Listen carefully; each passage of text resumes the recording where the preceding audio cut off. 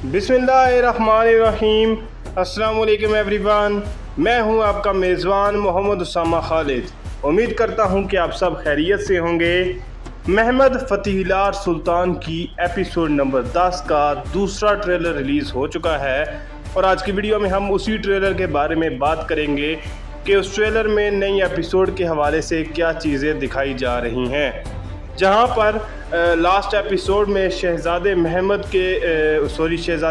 के सीन के हवाले से काफ़ी जो है वो डिस्कशन हो रही थी सोशल मीडिया पे, और कई लोग ये कह रहे थे कि ऐसी सल्तनत पर भी लानत है जो मतलब ये इस तरह से भाइयों का और मासूम खून बहाकर कायम की गई हो। तो उनको मेरा ये जवाब है कि उस टाइम पे भाई का खून बहाना इसलिए ज़रूरी था क्योंकि तो जानी सारी सिपाही थे वो इतने ताकतवर हो चुके थे कि वो अपनी मर्ज़ी का सुल्तान ला सकते थे, और अगर ये कानून ना नाफिज किया जाता तो वो जब भी चाहते अपनी मर्ज़ी से अपनी मर्ज़ी का सुल्तान लेकर आते और उससे अपनी हर बात मनवाते, और इस तरह से उनको भी वो ताकत मिलती रहती जो वो हासिल करना चाहते थे।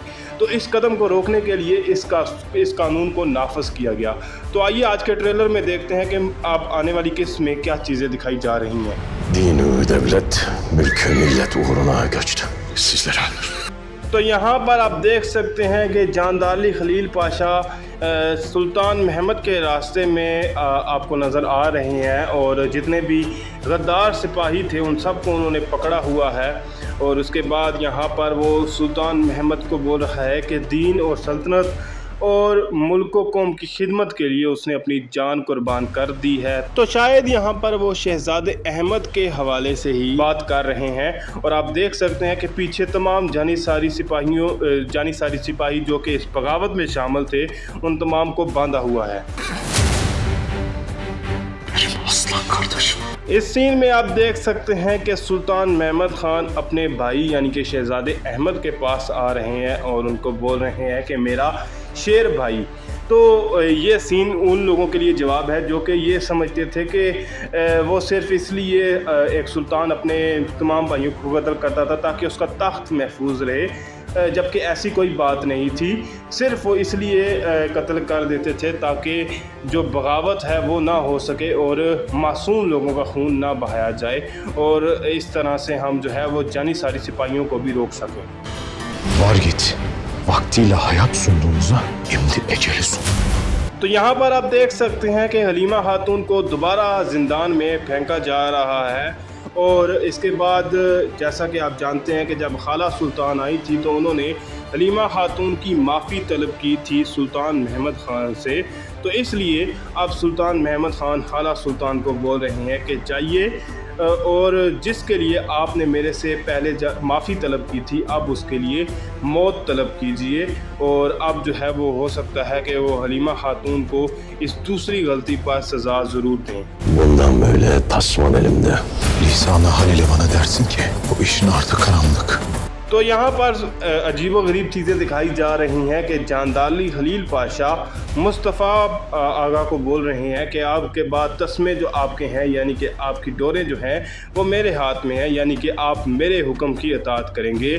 क्योंकि जानदाली खलील पाशा को भी पता है कि अब मेरे तमाम काबिल एतमाद लोग जो हैं वो कत्ल हो चुके हैं, तो अब जो ज़ाहिरी सी बात है मुझे किसी न किसी और को अपने कंट्रोल में लेना होगा। लेकिन यहाँ पर सुल्तान महमद ख़ान भी मुस्तफ़ा आगा से कुछ बात पूछ रहे हैं, और हो सकता है कि उनके ना आने की वजह पूछ रहे हों। Bu gece o karanlığın ardını göreceğim. यहाँ पर आप सुल्तान महमद ख़ान को भी देख सकते हैं, और उन गद्दारों को भी सज़ा दी जा रही है जिन्होंने बगावत शुरू की थी। और इसके साथ साथ सुल्तान महमद का डायलॉग भी सुनाई दे रहा है जिन्होंने पिछले सीन में ये बात बोली थी कि इस काम के पीछे कोई ना कोई तारीकी या खुफिया बात ज़रूर है, और यहाँ पर वो ये बात बोल रहे हैं कि आज की रात मैं उस खुफिया मतलब इस तारीकी के पीछे के सूरज को बाहर निकाल दूँगा। तो देखते हैं कि सुल्तान महमद ख़ान के जहन में क्या बात चल रही है। Bey hainler! Soru olan fetiş yapmak değil. जानदार अली खलील पाशा ने तमाम सिचुएशन को देखा होगा और जब उन्होंने ये चीज़ देखी होगी कि शहजादे अहमद का भी कत्ल किया जा चुका है और अब वो उनको तख्त पर नहीं बिठा सकते और उनको ये बात ही पता चल गई होगी कि अब मैं अगर जानी सारी सिपाहियों का साथ देता हूँ तो अब ज़ाहिर सी बात है मेरा नाम भी गद्दारों में शामिल होगा। तो इसलिए उन्होंने अली बे के सामने गद्दारों को कत्ल किया और इसलिए उनको बोल भी रहे हैं कि ए गद्दारों। और इसके बाद सुल्तान महमद ख़ान का डायलॉग सुनाई दे रहा है जिसमें वो ये बात बोल रहे हैं कि मुश्किल बात ये नहीं है कि किसी शहर को या किसी जगह को फतह करना किया जाए। Koca bir milleti fethe hazırlamaktır. Hakikatli bir kadı gerek. तो इन सीन्स में पहले डायलॉग में सुल्तान महमद ख़ान ये बात बोल रहे हैं कि एक बहुत बड़ी मिल्लत को फ़तह के लिए तैयार करना होता है, यानी कि मुश्किल बात जो है वो फ़तह करना नहीं है बल्कि पूरी कौम को इस फ़तह के लिए तैयार करना होता है। इसके साथ साथ जो सुल्तान महमद ख़ान है वो अपने दोनों लाला को ये बात बोल रहे हैं कि हमें एक हकीकी काजी की ज़रूरत है। तो हो सकता है कि अब वो फतवा लगवाना चाहें और शहजादे अहमद के कत्ल के हवाले से इस्लामी तौर पर फतवा लेना चाहेंगे यहाँ पर सुल्तान Mahmad Khan. Aslında öyle biri var. Ben bu işlerden geçeli çok oldu paşa.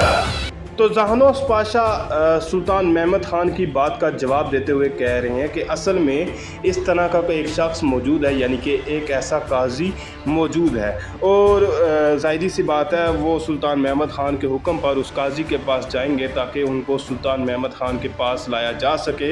और जब उनसे जाकर बात की जाएगी तो वो काजी आगे से जहानोस पाशा को कह रहे हैं कि मैंने बहुत देर पहले ही ये काम छोड़ दिया है। तो अब देखना ये होगा कि जहानोस पाशा काजी को किस तरह से राज़ी करेंगे सुल्तान महमद ख़ान के पास जाने के लिए। Padişahı alem fena, Sultanul Güzat. Döktüğümüz toplar için endişe duymanız doğru. तो इसके बाद यहाँ पर आप देख सकते हैं कि सुल्तान महमद ख़ान का नाम लिया जा रहा है और नए जानिसारी आगा यहाँ पर यानी कि मुस्तफ़ा आगा ये बात बोल रहे हैं कि बादशाह आलम बना और इसके बाद सुल्तान महमद ख़ान का जिक्र किया जाएगा। और इसके बाद देखा जाए तो यहाँ पर तोप दिखाई जा रही है। इसके साथ साथ सुल्तान महमद ख़ान का डायलॉग सुनाई दे रहा है जो कि मेरे हिसाब से कुस्तुनतुनिया के जो शहंशाह है उनकी तरफ ये पैगाम होगा कि आपका ये ख़तरा जो है वो बिल्कुल ठीक है, जो कि तोपें मैं आपकी दीवारों पर फेंकने वाला हूँ, इस लिहाज से आपका ख़तरा बिल्कुल दुरुस्त है। Çünkü meydanlara çıktığında ortada imparatorluğumuz kalmayacak. तो यहाँ पर जैसा कि मैंने बात की कि कुस्तुनतुनिया के शहंशाह को कासद भेजा जाएगा और जैसा कि जो बाज़ंतीनियों का कासद होगा उसको तो कत्ल किया जाएगा। तो इसके बाद जो है हो सकता है उस्मानी बादशाह उनकी तरफ एक पैगाम भेजें और उसी पैगाम को जारी रखते हुए ये बात बोली जा रही है कि जब हम मैदान में निकलेंगे यानी कि बाज़ंतीनी फ़ौज और उस्मानी फ़ौज आपस में आमने सामने होंगी तो तब आपकी कोई भी शहंशाही या आपकी कोई भी सल्तनत जो है वो बाकी नहीं रहेगी। तो ये धमकी जो है वो खुलेआम आप सुल्तान महमद ख़ान दे रहे हैं। Ey asakiri Muhammediye, gayrı istikamet Konstantiniye. इन सीन्स में यानी कि इस ट्रेलर के इख्तितामी सीन्स में सुल्तान महमद ख़ान हज़रत मोहम्मद सल्लल्लाहु अलैहि वसल्लम के सिपाहियों का जिक्र कर रहे हैं कि ए मोहम्मद सल्लल्लाहु अलैहि वसल्लम के सिपाहियों, अब हमारी जो मंजिल है वो कुस्तुनतुनिया है, यानी कि अब जो है वो कुस्तुनतुनिया की जानब हम बढ़ेंगे और कुस्तुनतुनिया को ही फ़तह करने की कोशिश करेंगे। और ये वो पाशा के दरमियान खुलेआम ऐलान कर रहे हैं। और इसके बाद उन्होंने बाज़ंतीनी शहंशाह को भी इस बात की धमकी भेज दी है। तो देखते हैं कि अब नेक्स्ट एपिसोड में मज़ीद क्या चीज़ें दिखाई जाती हैं और इसके अलावा हमें और क्या क्या सुल्तान महमद ख़ान के हवाले से देखने को मिलता है आने वाली किस्त में। ये तमाम चीज़ें देखने वाली होंगी। फिल वक्त के लिए इतना ही। अगर आपको वीडियो अच्छी लगी तो वीडियो को लाइक लाजमी करिएगा, चैनल को सब्सक्राइब करें और बेल आइकन को प्रेस करें ताकि आपको तमाम नई वीडियोस की अपडेट्स मिलती रहें। मिलते हैं बहुत जल्द नई वीडियोस के साथ, नई अपडेट्स के साथ। इजाज़त दीजिए। अल्लाह हाफिज़।